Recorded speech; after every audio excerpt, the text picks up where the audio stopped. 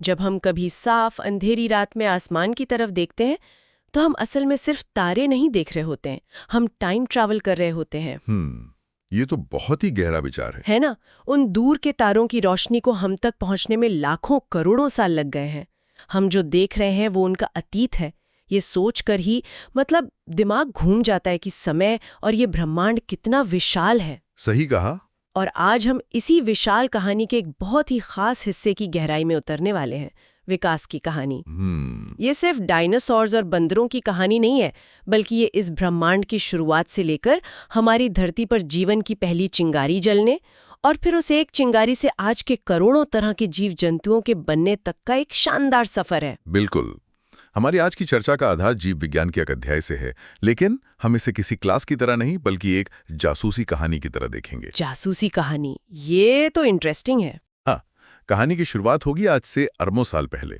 फिर हम देखेंगे कि जीवन का पहला सुराग कहाँ से मिला और आखिर में वो कौन से सबूत हैं जिन्होंने इस केस को सुलझाया कि एक ही जीवन से इतनी विविधता कैसे पैदा हुई। तो चलिए इस जासूसी कहानी की शुरुआत करते हैं क्राइम सीन से, यानी ब्रह्मांड का जन्म। हमारे स्रोत बताते हैं कि ये कहानी शुरू होती है लगभग 20 अरब साल पहले, एक घटना से जिसे हम सब बिग बैंग या महाविस्फोट के नाम से जानते हैं। जी, और बिग बैंग को मतलब किसी बम धमाके जैसा मत समझिए। अच्छा। हाँ, ये उससे कई ज्यादा अजीब और बड़ा था। ये वो पल था जब स्पेस और टाइम खुद पैदा हुए। स्पेस और टाइम भी? हाँ, एक बेहद गर्म छोटे से बिंदु से पूरा ब्रह्मांड फैलना शुरू हुआ और जैसे जैसे ये फैला ये ठंडा होता गया। कुछ ही समय बाद सिर्फ दो सबसे सरल चीजें बनी, हाइड्रोजन और हीलियम गैस। बस शुरुआती ब्रह्मांड में यही था। कमाल है, यानी हर चीज, हर तारा, हर ग्रह, हम और आप, सब कुछ उन्हीं शुरुआती हाइड्रोजन और हीलियम गैसों से बना है। We are all literally stardust. तो हमारी अपनी आकाशगंगा मिल्की वे और हमारा घर पृथ्वी इस कहानी में कब आते हैं? हमारी पृथ्वी का जन्म हुआ करीब 4.5 अरब साल पहले। लेकिन ये आज जैसी नीली और खूबसूरत बिल्कुल नहीं थी। तो कैसी थी? सोचिए, एक आग का गोला, कोई वायुमंडल नहीं, जमीन की सतह पिघले हुए लावे से ढकी हुई और इसी लावे से भाप, मीथेन, अमोनिया जैसी जहरीली गैसें निकल रही थी। ये था शुरुआती पृथ्वी का माहौल। बाप रे। तो इस आग के गोले पर वो मोड़ कब आया जिसने सब कुछ बदल दिया? वो मोड़ सूरज की वजह से आया।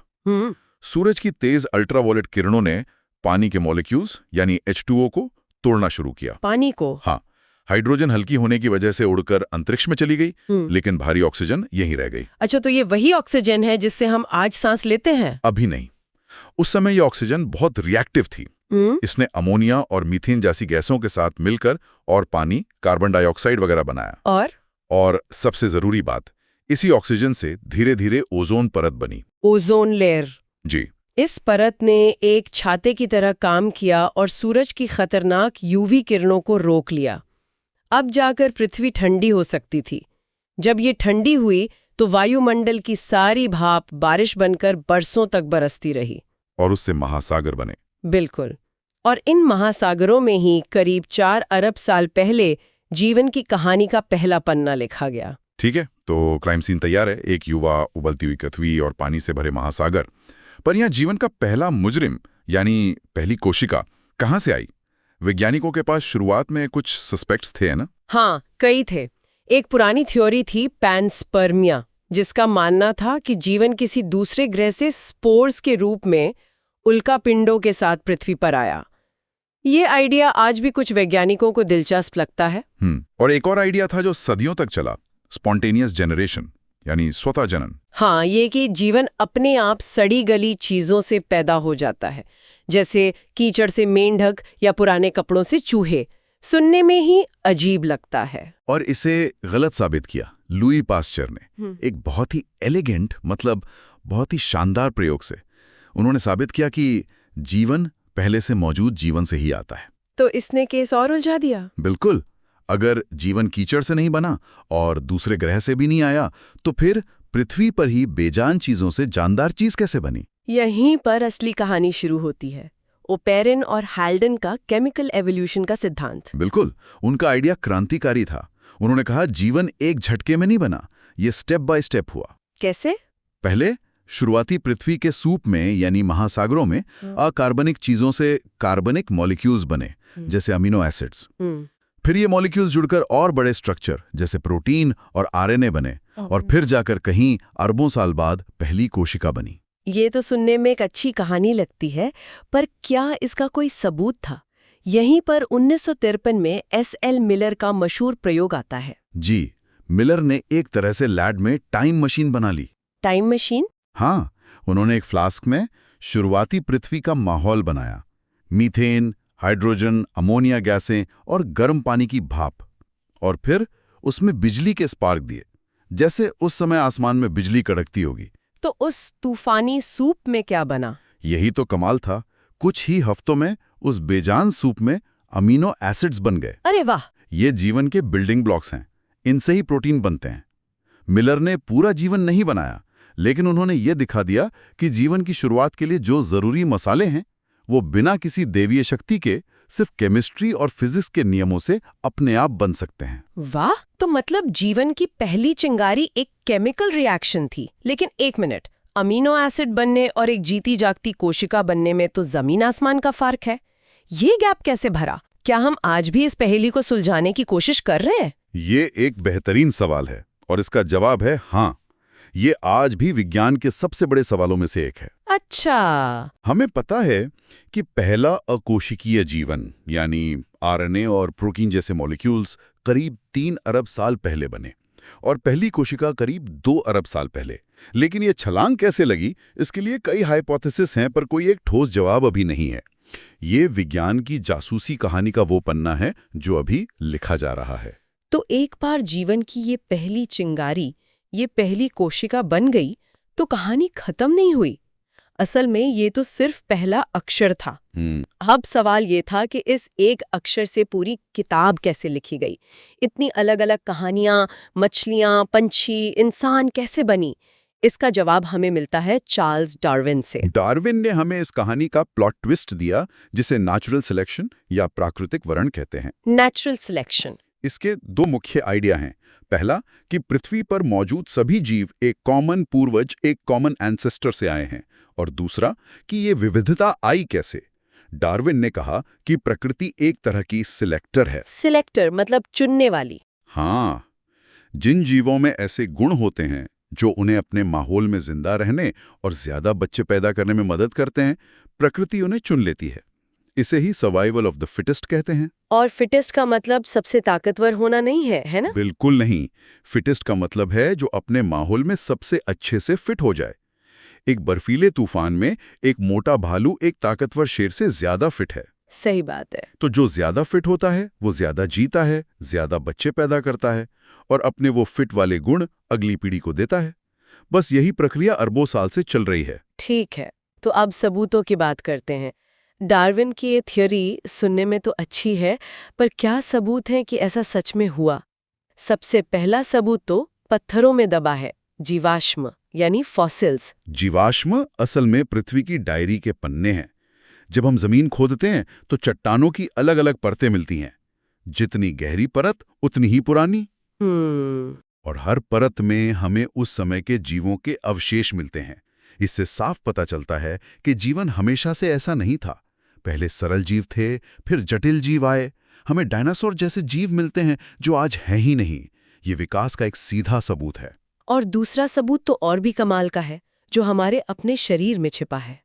तुलनात्मक शरीर रचना या कंपैरेटिव एनाटॉमी।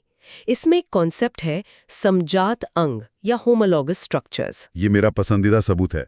अगर आप एक व्हेल का तैरने वाला फिन, एक चमगादड़ का उड़ने वाला पंख, एक चीते का दौड़ने वाला पंजा और एक इंसान का लिखने वाला हाथ देखें, बाहर से ये कितने अलग लगते हैं। बिल्कुल अलग, कोई कनेक्शन नहीं दिखता। लेकिन अगर आप एक्सरे करके इनकी हड्डियों की बनावट देखें तो आप चौंक जाएंगे। क्यों? सब में एक ही बेसिक पैटर्न है। एक ऊपरी हड्डी ह्यूमरस, फिर 2 निचली हड्डियां रेडियस अल्ना, फिर कलाई की हड्डियां और फिर उंगलियां। पैटर्न एकदम सेम है, बस हड्डियों का साइज और शेप थोड़ा अलग है। तो इसका मतलब ये है कि विकास कोई इंजीनियर नहीं है जो हर बार स्क्रैच से नया डिजाइन बनाता है। वो एक जुगाड़ू मैकेनिक की तरह है। हाँ, बिल्कुल सही कहा। जो एक ही पुराने पुर्जे को थोड़ा बहुत बदलकर नए नए काम के लिए इस्तेमाल कर लेता है। एक ही हाथ का बेसिक ब्लूप्रिंट तैरने, उड़ने, दौड़ने और पकड़ने सबके काम आ रहा है। एग्जैक्टली। यही इसका सबसे बड़ा इंसाइट है। ये एक साझा पूर्वज का सबसे मजबूत सबूत है। इस प्रक्रिया को डाइवर्जेंट इवोल्यूशन कहते हैं। डाइवर्जेंट मतलब एक बिंदु से अलग अलग दिशाओं में फैलना। जी, एक ही पूर्वज से ये सब जीव अलग अलग दिशाओं में गए और उनका एक ही अंग अलग अलग काम के लिए ढल गया। और इसका ठीक उल्टा भी होता है ना, जिसे कन्वर्जेंट इवोल्यूशन कहते हैं। जी, कन्वर्ज मतलब दो अलग अलग चीजों का एक जगह आकर मिलना। कभी कभी दो बिल्कुल अलग वंश के जीव एक जैसी मुश्किल का एक जैसा समाधान निकाल लेते हैं। जैसे एक पक्षी का पंख और एक तितली का पंख, दोनों का काम उड़ना है, पर उनकी अंदरूनी बनावट और उनके पूर्वज जमीन आसमान जितने अलग हैं। इसे एनालॉगस स्ट्रक्चर्स कहते हैं। प्रकृति ने दो अलग अलग मौकों पर उड़ने की एक ही समस्या का समाधान पंख बनाकर किया। ये तो कमाल है। लेकिन ये सब तो लाखों सालों में हुआ।